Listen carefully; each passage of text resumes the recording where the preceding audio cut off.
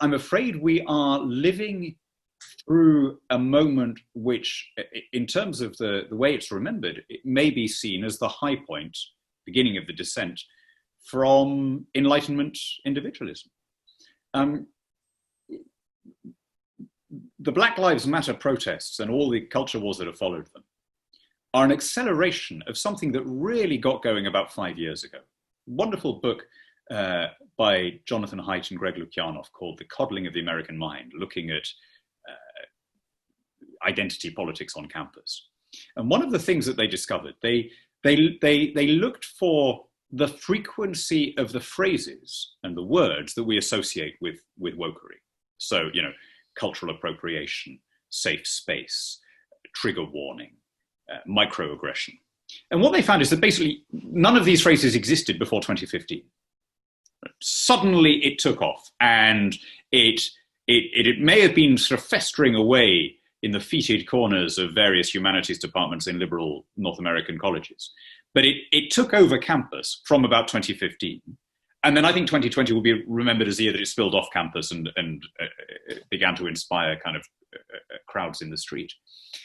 And I think it's the single most worrying intellectual current that we've lived through.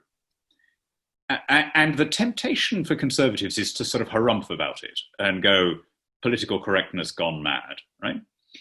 And I think that massively understates the severity of the threat.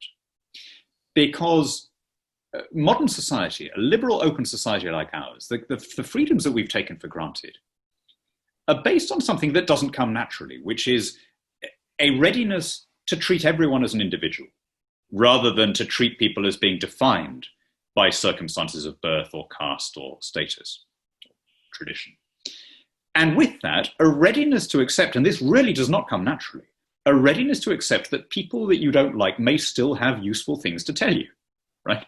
So the scientific method, empiricism, skepticism, all the things which have made possible the great advances of Western civilization depend on this quite difficult idea that nobody is born with, that we have to be taught, right?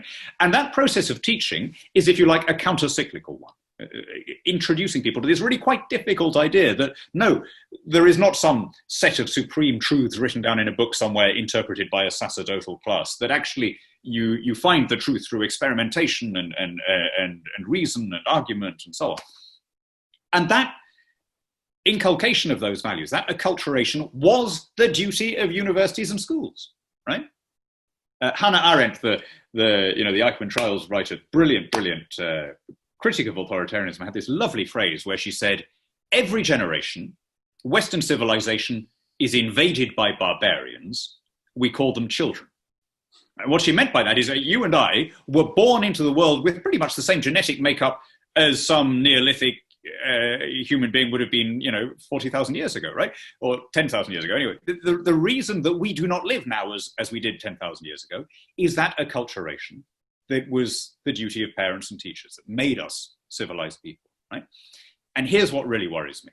Universities, which should be the temples of the Enlightenment, should be the places of all places that uphold this idea of experimentation, freedom of thought, freedom of inquiry, individualism. The idea that you're answerable for yourself, not for someone who looked a bit like you 1,000 years ago.